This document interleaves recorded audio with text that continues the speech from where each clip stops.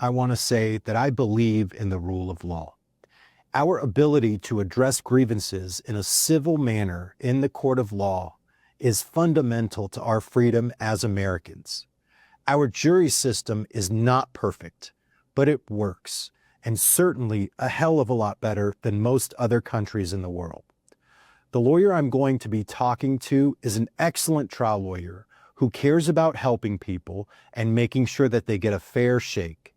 The opinions and statements expressed by our guest, Andrew Baldwin, are his alone and do not represent the views of Alex Limontes, Hurst Limontes, Circle City Conversations, its producers, or sponsors.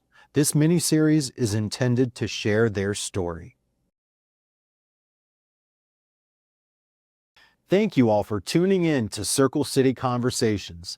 Welcome back to our three-part miniseries on the Delphi murders as we sit down with attorney Andy Baldwin, the defense attorney for Richard Allen.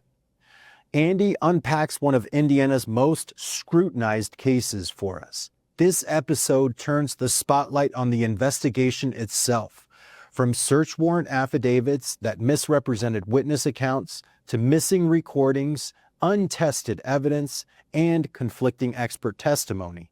These missteps and contradictions raise deeper questions about the transparency, accountability, and whether the full truth ever made it into the courtroom. For a wider look at this case and its many layers, don't miss the Hulu special, Capturing Their Killer, The Girls on the High Bridge, featuring Andy Baldwin. Check it out.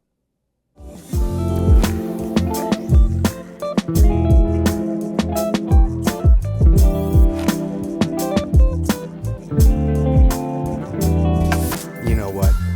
It's so hard when you're in the moment trying the case and you know that you got a long road in front of you where that judge is going to be making more decisions on the case. And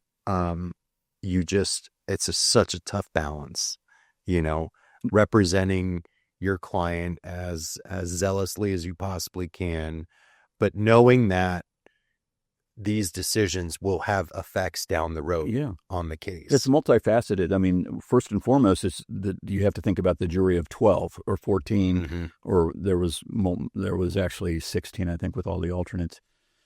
You have to be thinking about how they're perceiving everything. And so that's one thing. But like you just said, Alex, it's also, well, we're going to get rulings in the future. And so I don't want to be, too mean. And also, you should have a healthy respect for the judge. I mean, they are up there and they are doing their job, and you need, for the system to work, you need to have a healthy respect for them as well. But it's a two-way street. They also have to have a healthy respect for you as lawyers. And that's when the system breaks down, when that symbiotic relationship is no longer symbiotic. Yeah. When the judge or when the attorney's not respecting the judge, or the judge is not respecting the attorney, that becomes a problem. You mentioned the Frank's memo. Let's explain what that is to lay people that don't know what that means. Well, most lawyers don't know what that means, by the way. I mean, the Frank's memo is mainly a federal invention, where it's from a case called Franks versus Delaware, I believe I just call it the Franks. And it's when you are trying to, as a lawyer, as a defense lawyer, you're trying to suppress evidence because police misbehaved. Okay.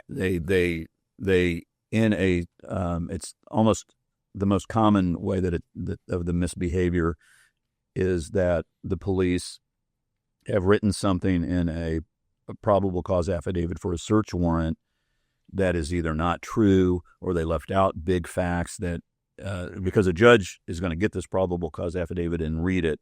And if you are misconstruing evidence, if you're not including important evidence that should be included, the judge may not have signed the search warrant, and therefore the piece of evidence that was found at the search should be thrown out. And so I had filed a generic search warrant, I had filed a generic request to suppress evidence. Mm-hmm. The gun that was found at Richard Allen's house that they claim matched a bullet that was found at the scene, which is a whole other topic. And there's this junk science that's out there where bullets can be matched to guns. And there was all kinds of reasons. Just in and of itself, it's junk science, in my opinion, having handled cases like this where ballistics matters and talking to experts that know about this stuff. I view it as junk science. In fact, just this past week, there was 2 cases, one in Oregon, that they reversed and said this is junk science, and we're not letting this evidence in. And in Illinois, it also happened, I believe, on July the 1st. And so it's not just some crazy defense lawyer making this up that this is junk science. There are people across the land, including judges, that agree with that. Now, Judge Gull would not let us even make that argument. Weren't able to. She did not allow us to have a hearing on our claim that it was junk science. Unfortunately, so we weren't able to keep the evidence out, or at least even create a record for that. And then we had to make decisions about, do we want to offer of proof during the trial, and that's a whole other topic. But getting back to the Franks, you can see how this case, my brain is so filled with stuff that I can just go off into different tangents. I try to stay on task here. So the Franks memo is based upon a probable cause affidavit for a search warrant of Richard Allen's house. Yeah. And it was in this, I don't know, it was maybe 4 pages long. There was things in the probable cause affidavit that simply weren't true, that were inaccurate.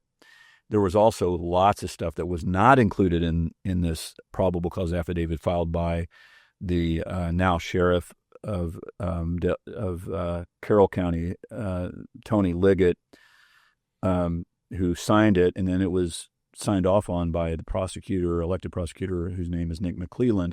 So in this, when I read the probable cause affidavit and I compared it to what I then knew from the evidence that I had received, I realized, okay, there's a lot going on here.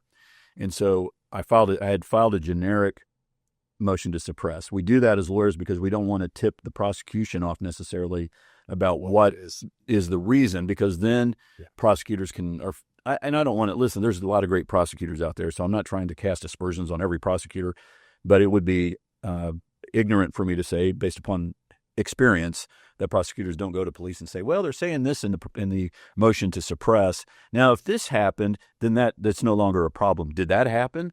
I mean, I think I've been in cases where the cop comes up and everything's cleaned up, and you just wonder how that happened. So that causes you as a lawyer to file a very generic motion to suppress.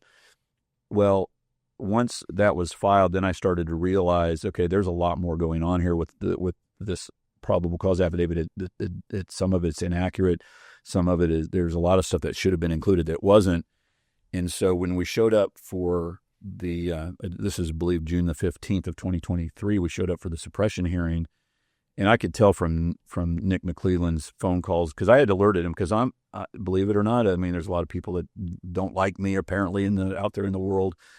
I am honorable. I try to be honorable, and because I think the system works best that way. And so I had called the prosecutor up and I said, listen, I want you to know I filed a generic, as you know, motion to suppress, but I'm going to be attacking the contents of it as not being accurate and as not including everything it needed to included the probable cause affidavit. And I said, do you still want to go forward? Yes. But over the weekend, I think there was an email or something, and I told Brad, Rosie, and a guy named Matt Hoffman, who was helping us out, I said, this is not going to happen on Thursday, the 15th, I think is when it was. And we showed up for the hearing, and sure enough, Nick said, this is not proper. My people at the IPAC, which is the prosecutor council, told me that you need to file a formal Franks memo, which is a federal thing. It's not really a state thing. Yeah. And I knew about it, and I was prepared for that. And I just said, that's fine. Okay. If that's what you want, I'll do it. Yeah. And, June, July, August, 90 days later and 136 pages later, I gave them their Franks memo. That's what they wanted, and I gave it to them. You said there was stuff contained in there that was inaccurate. Yes.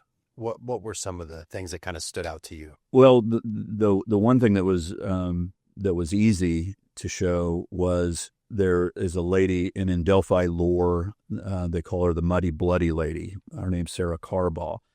And in the document, in the probable cause affidavit for the search warrant, it said that Sarah Carball had told the police that she observed a guy walking down 300 North who was both muddy and bloody. Okay. All right. That was just inaccurate because Sarah Carball never said that. The first time they interviewed her was, I believe, in April of 2017. She said she saw a guy walking down the road that had mud on him. Okay. The second time they interviewed her, I believe, was a guy that had mud on him. Wow. The third time they interviewed her was a guy that had blood on him. So much blood that it looked like he had slaughtered a pig. Okay. So she went and that's, by the way, after the bridge guy video comes out and after there's a lot of talk and a lot of media. So she changed her story from muddy to bloody. It was never, ever muddy and bloody ever. And on top of that, it was, so in addition to being inaccurate, which it was also, it was it was leading the judge who ultimately signed the warrant to not know that she said muddy at the beginning. So what it should have said, here's another way to say it. Here's what the probable cause affidavit should have said. Sarah Carball has changed her story a few times. The first time she said she only saw a muddy guy. The second time, she only saw a muddy guy. The third time, she only saw a bloody guy. Now, if the judge would have seen that, I'm not saying he would have changed his mind, but he might have said, well, I can't really trust her. So that was important because that was the last part of the bookend. They're claiming that a lady named Betsy Blair saw Richard at the beginning of his trip on the bridge, and the bookend at the end of their claim that Richard Allen killed these girls was Richard their claim that he was walking down 300 North, and Sarah Carball witnessed that, is what they say. So her observations were key. Wow. So that was an example of something that was just fully inaccurate, and I don't know that anybody cares about that. It's other than me and the people in the defense. It doesn't seem like anybody else has ever, in journalism, been very critical of journalists on this. Why did nobody ask Tony Liggett, why did you sign a sworn affidavit saying that it was muddy and bloody when it's clear that was never the case? Yeah. Why has nobody ever done that? Why did the judge not question? We weren't even allowed to have a Frank's hearing where that would have been brought up. And if I were a judge, and again, I'm not a judge, and I'm trying to be reasonable here, but I would have been really questioning that. Why was that not included? And there's lots of other stuff too, by the way, but that was one of the easier things to explain. It was. What, to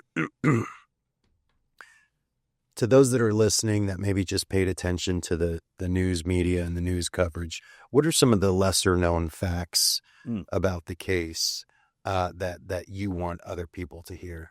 Well, there's a few things that come to mind. And you and I, just for those, you and I have not gone over these questions. So I'm glad that I'm able to come up with these things, but that's how, my brain is filled with all this stuff. Yeah. And it'd be easy to get lost. A lot of cases you finish and you replace some information. That information goes out and is replaced with new information. Delphi is not that way. So here's one thing that I think people don't know, may not know. There was a strand of hair wrapped around Abby's hands, around her fingers. Yeah. Okay. A hair. Now, in a normal world, the forensic pathologist, in this case, it was a guy named Dr. Core. Dr. Core, in my opinion, this is the way that it would normally happen. Hi, Jerry Holman, who's the lead, I guess the lead detective, or Tony Liggett, or people that were in they called the Unified Command, the people in charge of the investigation. Hey, Unified Command member, this is Dr. Core. I conducted the forensic, I'm the forensic pathologist who conducted the autopsy. I've got great news for you. We may have found a person involved in the killing because there's hair wrapped around the finger of Abby, and that very well could be a defensive hair. It had the root, meaning it could have been pulled as you're fending off the person during the struggle. And in a normal world, then it would be, oh, wow, yeah, you need to get that tested right away. And in a normal world, you would get it tested right away. You would go to Terre Haute, where the autopsy was performed. You'd get that hair, that particular hair, and it was lengthy, and you would then immediately take that to the DNA lab, and you say, let's get this thing tested, okay? Mm-hmm. In this case, just one of many like weird, peculiar things, they never tested that hair until I called them out for that on my mini opening, which is the 5-minute opening you give before jury selection. And I called them out for that. I called the lead investigators and Unified Command. I said, to this very moment in time, this hair was collected on February the 14th, 2017. And here we are, it was October, I think the 14th, 2024. So what is that? 7 years later, 7.5 years later, they still haven't tested that hair. Wow.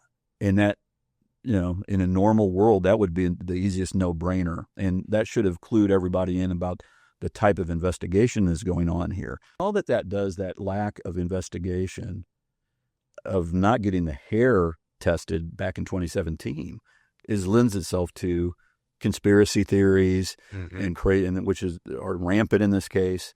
That's what that lends itself to. Then you also had the people that I pointed the finger at in the Franks memo. Their only video interviews, video and audio, were lost or taped over,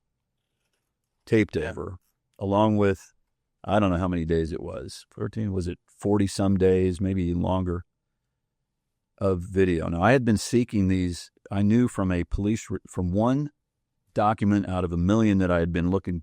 I saw this document. Oh, he was interviewed on February 17th, 2017.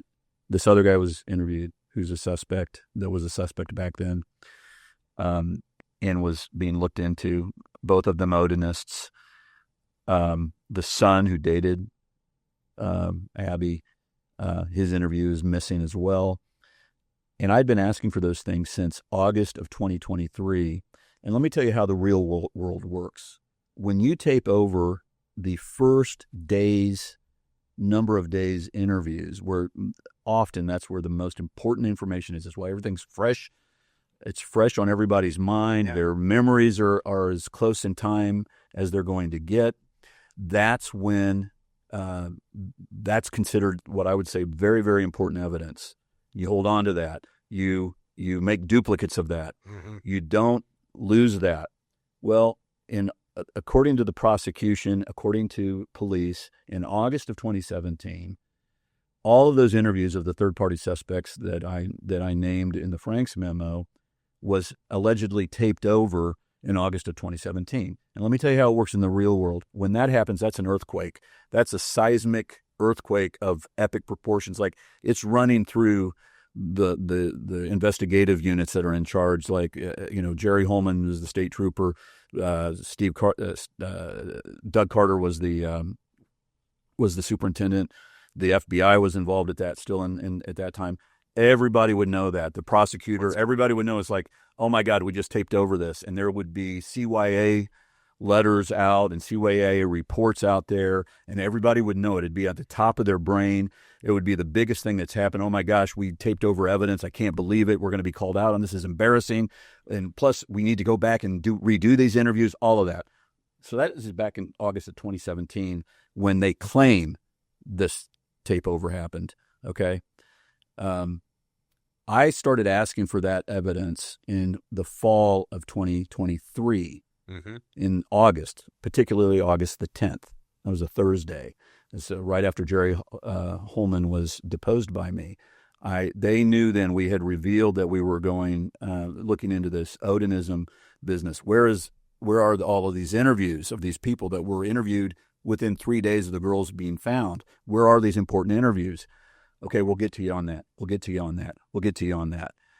And what should have happened in the real world is immediately, the prosecution should have said, "Oh my God, you don't know this? They were taped over back in 2017." And in fact, Alex, what should have happened is I should have known about that back in December of 2022 when they were required to give us but that was the deadline on when they were required to give us discovery. Then they should have said, "Oh, by the way, there's a bunch of missing evidence that was taped over." So now so forget that. They didn't do that. They should have done that. Now we're into August of 23, September, October, November. They're not telling us about this missing evidence until January when we got back on the case. There's a whole side story about us getting, we left the case for a minute for stuff that you may or may not want to get into. But in January, we got this filing of of discovery that came in. Some of it was the discovery that we had before. Some of it was new, but there's a paper that talks about what's on these hard drives. There was I don't know how many there were, 20 hard drives of stuff. And there was a kind of a roadmap of what's on each one. So one of them, let's say, was called, 0247. Yeah. And 0247 contains this kind of thing. It's interviews of these people. Another one might contain all the lead investigations from the FBI from this time frame to that time frame. There was a number of things that were on these hard drives, and contained in this piece of paper was a little snippet that said, this one contains these things. And by the way, it used to contain things that were taped over. And from February of 2017, that's how we learned. It wasn't Nick McClelland, the prosecutor, calling me up and saying, hey, I know you've been looking for this stuff. I know you've been looking for the interviews of these third-party suspects. I am so sorry. I didn't know that they'd been taped over or whatever, or I just found this out. It wasn't that. It was sneaking it in my opinion. It's like sneaking it in so that we had to figure it out on our own. And I can't tell you how, that's what I just said, everything I just said in the last 5 minutes, and I know I'm being verbose here, but it's earth-shattering. It's mind-blowing, because, it lends itself to all kinds of conspiracies. Well, then I said, well, surely there is a report that details what happened to these videos that I've been seeking. Maybe? Or a transcript, or even who was on the videos. Right. No, there isn't any of that. We don't, it wasn't any of that. And I was, at that point in time, in January, it was January the 30th, I was most wanting the explanation. Mm-hmm. Rather than one sentence. I wanted a full report. So I reached out and I said, there's surely a report on this? Well, a week or two later, I get a report from Steve Mullen, who was at that time in 2024 was the investigator for the prosecutor. And in it, it gave some details of how they claim that these important pieces of evidence were eliminated or were taped over, and it went into some detail, generic detail, and it was undated. Mm-hmm. It was an undated report. Okay. And so now you keep continuing on with these conspiracies of, was it really taped over? Was this report just kind of manufactured at the last minute? What is going on here?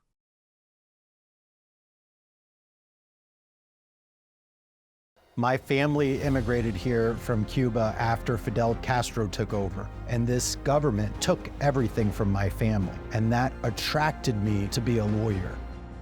Insurance companies can be like bullies, and they have a lot of resources behind them.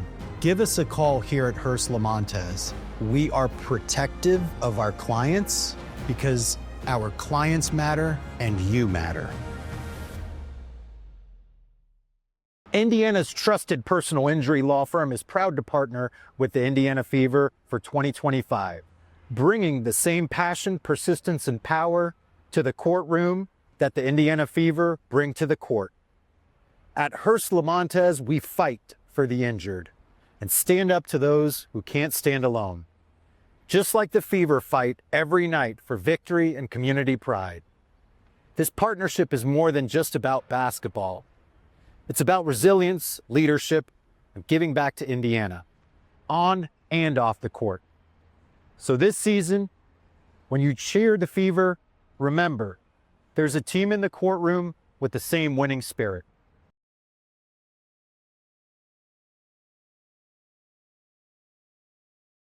There's other things that if you read the Frank's memo, the Purdue professor, there's a whole thing. I don't even know, I don't know how much time you have.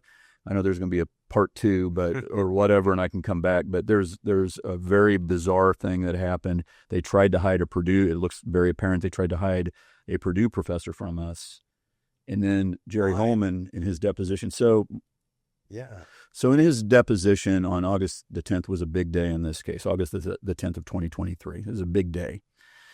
Up that entire week, we had deposed a number of law enforcement officers, and we knew from doing a really deep dive into all this evidence. I'm talking about if you had all the paper, and I'd like paper. I'm an old dude, so I like to print off everything, right? And so I'd have stacks of paper, and I'd just be going every day. I'd just be going through it, reading it, scanning it. Is there anything important? Yes. If it could be important, I put it in this stack. If it seems useless, I'll put it in this stack, which is probably a mistake because you never, now knowing what I know, who knows what I was not looking into. And so this stack would grow, and then I would go back and look at that. That was kind of one of the processes. And I found this, the way I found the Odinism kind of angle on this was different pieces of paper that I had pulled out. And so we knew that we were going to look into this and probably pursue a third-party suspect defense, but we did not want the police to know that because we were worried that they would. There was already goofy things going on in the case related to Richard Allen, how he ended up at Westville, this innocent man, even constitutionally presumed innocent man, I believe factually innocent man, ended up at Westville prison, one of the most diabolical, worst prisons in the state, and he's in solitary confinement, and everybody else, almost at 99.9999999% of the people accused of crimes, even murder, stay in the county jail. And so there was that we were dealing with. It was super awful and terrible. And so we didn't trust the police. So on the first week, that week of August the 6th, 2023, we are deposing and we're playing dumb as lawyers. We're like, we took 15 suspects that we knew were named suspects at some point in time during the investigation, and we're asking about them. Oh, Joe Blow, we're going to ask the same 4 questions about all these guys. Tell me about Joe Blow. Was he a suspect? Yes. Why was he a suspect? Well, because he met the description and he had been passing through Delphi. Okay.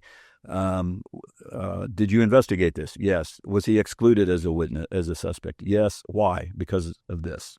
He gave us an alibi, and we got his phone, extracted his phone, and he showed that he was never anywhere near the area. Okay, let's go on to Jay Blow or Jim Smith. But sandwiched in the middle of all that, we then went into our third-party suspects because we wanted during the deposition, we wanted law enforcement to not know that we knew that they had been investigating these third-party suspects because we didn't want them to have it. My main goal was, during the depositions, I wanted to see if they were going to be telling the truth or not. And so during that week, they all downplayed these third-party suspects. Officer number 1 was Tony Liggett. He comes in and he's like, oh, yeah, that guy, yeah, we looked at him for a second, but it wasn't a big deal. Okay, all right. What about this? Was there anything else? There's something about, I can't remember. There was like some religion or something, and I don't, it just ended up not being anything. And so I'm like, well, that's not true. I've seen the evidence. Why are you like minimizing that? And so by the time we got to Jerry Holman, I would consider he was the state trooper, was I guess the lead guy. And he played, he did the same thing. Oh, those guys had nothing. And we checked into, the Odinism thing. And there was a Purdue professor that we went to right away, and he dispelled that. He said, this is not a cult. This is not the sticks on the girls. Okay, just so I'm clear, the reason that was being investigated, that Odinism or Norse paganism might have been involved in this case was there were several symbols that were left at the scene. All right. That's not my words. That's also the words of a prosecutor, the first prosecutor on the case that Nick McClelland replaced. He said there were symbols left behind. Your eyeballs, when you see these crime scene photos, they also tell you that there were symbols left behind. You don't have to be some expert to know that there's something very weird about what's going on in that crime scene. So the girls have these sticks on them, and then there's this mark on the tree that ended up being in one of the Libby's blood that looked like, they called it the F tree. That's what the law enforcement called it, the F tree, because it looked like an F. Yeah. And there's a Fehu rune. Runes are kind of the symbols of the Norse pagan religion. Yeah. Okay, runes, runes, and they're not circular. They're all like, they've all got angles or lines. Okay, and the Fehu rune is one, and so it just looked like it just looked to me, without even knowing anything, it looked weird. Like, I remember going to Richard and saying, there were sticks on these girls. It's weird. And they're arranged. Like, it looks like somebody intentionally arranged them in a certain way. So when we got to August 10th and we're interviewing Jerry Holman, he was the state police officer and kind of in charge of it. We played dumb with him until we stopped playing dumb. And then I kind of came in. It was kind of a good cop, bad cop. Brad was the good cop. And Jerry Holman was saying, well, yeah, that stuff, that Odin stuff, it wasn't anything. It was not. And how do you know that it wasn't a cult or something like that? Because the Purdue professor told us. Oh, okay. So the Purdue professor told you. Who's that? I can't remember his name right now. So then I was the bad cop, and then I started pressing him. And I said, here's a 12-page report that details what this whole other investigation that was going on by 3 other investigators. Kevin Murphy is a state trooper, very respected state trooper, flawless record. He was investigating this Odin angle. It was almost like there was a side project that whether they knew it was going on or they didn't want it to know whether it was going on, I'm not really sure. But Kevin Murphy, a guy named Todd Click, and Greg Ferenczi, there were 3 officers investigating this, and I had all their reports, not all of them. They hid other reports from us, and I mean, I don't know how much time you have, but so ultimately with Jerry Holman, I said, we got to find this Purdue professor. I looked at the prosecutor. We got to find the Purdue professor. Now, in the real world, in the normal world, I have to keep doing that because people may not know what a normal or real world looks like. Here's what happens. Yeah, we'll get that Purdue professor to you. Hey, Jerry, or Jerry might call. Hey, I'll get that for you right now. Hey, would you call up so-and-so and tell them to look up the Purdue professor? They want to know who it is. You should be able to get that within an hour. I mean, you're the state police, for crying out loud, right? Well, that was August the 10th. August, the following week, we called. Hey, what's the name of that Purdue professor? We emailed, called. Don't know him. Don't know him. Don't know it yet. We're looking. Following week, who is it? We want to know. We want to depose him. We're working on it. Now we're into September. We're working on it. On September 6th, listen to this, Alex. This is so ridiculous what I'm about to say, okay? On September 6th, I get an email from Nick McClellan, the prosecutor. And in the email, he says, I think he was responding to other stuff, but then he says, oh, by the way, the Purdue professor, we still haven't figured out who it is yet, and we may never figure it out. Okay? This Purdue professor is a guy that, according to state police in their deposition a month earlier, entirely changed the tide of how this thing was being investigated. They were investigating heavily Odinism, Norse paganism, and according to Jerry Holman, who's the lead detective on it, once the Purdue professor cast his vote on this was not a cult, this was not anything Odinistic or Norse paganist, we just moved on. That's how important that Purdue professor was to them, they claim, yet they did not know and they could not identify who it is, the state police. All right, well, what Nick McClellan did not know was going on at that very time as I was writing the Franks memo. And in the Franks memo, I called them out completely for claiming that they weren't able to identify the Purdue professor. I included Nick McClellan's email saying, how can it be? This is the most preposterous thing.